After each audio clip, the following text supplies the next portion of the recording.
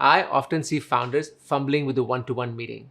They know that it's important, but they don't have the time or they just don't know how to get started. In this video, I'm going to share with you the how and the why of a great one-to-one meeting that you can use together with the agenda so you can create some amazing connections with your team members. Let's get started.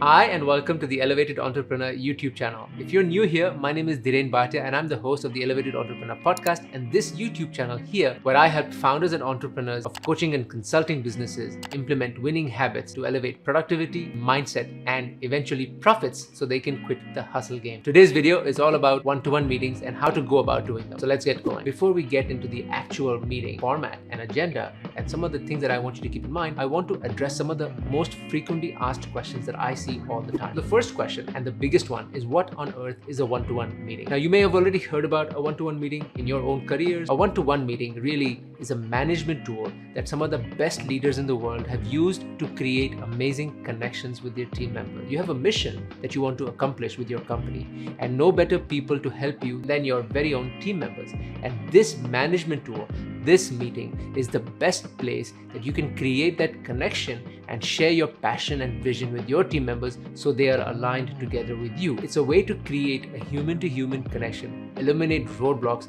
and move together as one unit. No topic is off the table, but remember, this is not a project or a status update meeting. So when the conversation goes down that path, it needs to be reeled back in to keep it very high level. At the end of the day, you are on a journey and you want these people to be aligned with your vision and mission. The second question that I get is, I haven't done any of these. How do I go about starting one? And the answer to that is really simple. Make sure you talk to your team members before you schedule something in their calendars. The last thing any team member or employee wants to see is a surprise one-to-one on their calendar, because at that moment, the only thing that's going through their head is somehow they've made a mess or they're going to get fired. So make sure you have a conversation, whether it's through a phone call, an email, or a face-to-face coffee meeting. Let them know that you are going to be scheduling something in their calendar. The third question, and a really good one too, is how long and how often should these be? There is no right or wrong answer. It depends on the founder and it depends on the organization. But in my opinion, an hour-long meeting once a month is more than sufficient. Another really good question to address here is, who owns this meeting? As much as this falls into your job description, it's actually the team member that owns the meeting. It's their time with you and not your time with them. You are here to serve them as a leader, and you're going to give your undivided attention during that meeting, but you have to make sure that the team member understands that the actual meeting responsibility is theirs and they need to make it happen every single month. Now that we've addressed some of the frequently asked questions, I want to talk to you about the how, the what, and the agenda that you need to use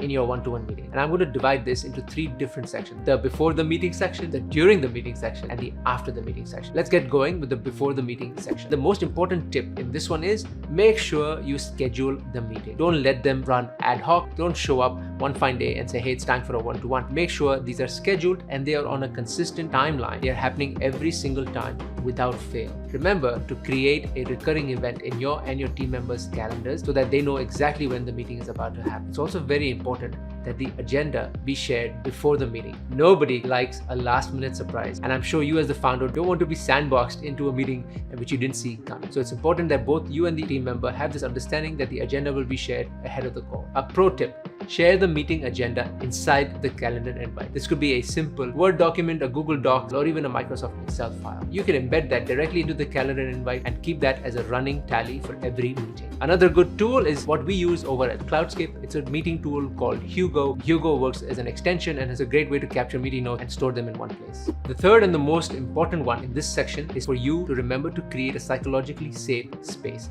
And to do that, I'm going to give you the 4B framework. The 4B framework is to be used by you because it starts and ends with you. The first one in that is to remember to be vulnerable. If you are looking to create a connection with your team member, nothing beats vulnerability. They need to see you as the down-to-earth leader who also has flaws, emotions, and moments of weaknesses. Being vulnerable is not going to be seen as a sign of weakness, but more in fact as an endearing quality. The second B is be authentic. Bring your own quirky sense of humor. Bring your style of talking. There's no reason to be formal or to put on a show or to be all prim and proper. Remember, it's about creating that connection, and nothing creates connection better than authenticity. The third B in the 4B framework is to be transparent. One of the things I see founders do all the time is they skirt around an issue, or they are unable to share the real truth. And I want to encourage you to be honest and be transparent. They too need to see the big picture. There's no point hiding any of the bad stuff from your team. The more honest and transparent you are, the more aligned your team is going to be. And the last B is to be positive. It is so easy to let emotions take over a meeting, especially if there's something complex and challenging being discussed. But remember, as a leader, as a founder, you need to be absolutely positive. And that doesn't mean that you need to skirt around the issues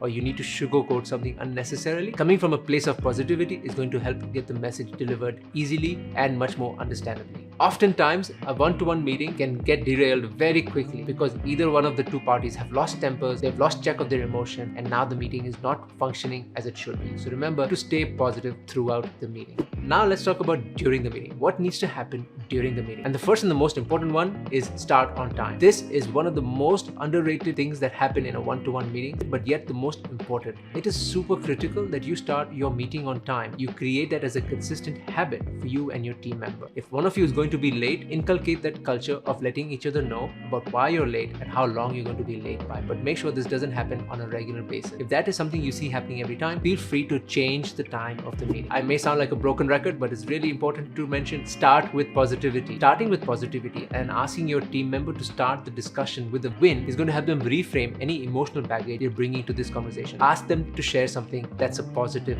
thing, a victory, a win that they want to bring to the table. It could be a personal win, could be a work win, doesn't matter. Starting from a place of positivity is really, really important. The third thing that I want you to keep in mind during this meeting is that you need to spend more than half the time listening. It's very easy to get into response mode. As a founder and the entrepreneur, you need to be able to take a step back, listen to the conversation. Whether it's stuff about you, the company, it doesn't matter. You need to be able to cultivate this habit of listening to listen, not to respond. Another thing that I want you to keep in mind during the meeting, make sure you ask for feedback and you do give feedback. I often see founders and entrepreneurs become shy of giving feedback. They have a series of imposter syndrome questions running through their head. But it's important that the team member gets to hear feedback directly from you. Whether it's good or bad, it's important they get it from you.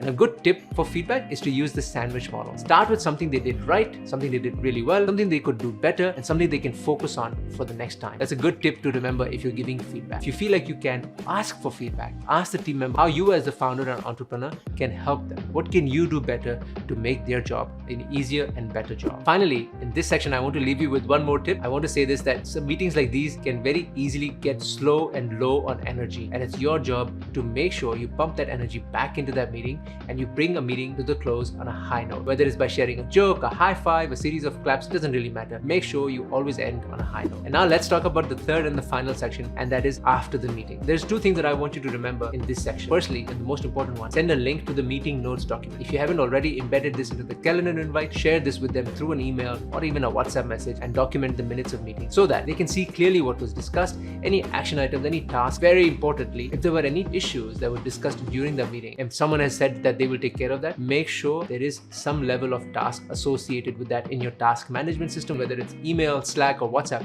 It doesn't matter. So make sure you do send those notes out and also follow up on a task or an item that was discussed to be followed on, whether it's in a week or a couple of weeks, so that your team member knows that you are on the ball. Another key thing to keep in mind is that during the meeting, it's very easy for the meeting to become a project update. And if you see that happening in a meeting, feel free to let the person know that they can schedule another 30 minutes for that very discussion, or they can stay back after this meeting has ended so that you can discuss that burning item. If you like this video, please give me a thumbs up so that other entrepreneurs just like you can find this video and they too can create amazing one-to-one meetings. New videos come out every Friday, so make sure you hit that subscribe button. And while you're here, check out this amazing playlist that I've created specifically for entrepreneurs and how to elevate mindset.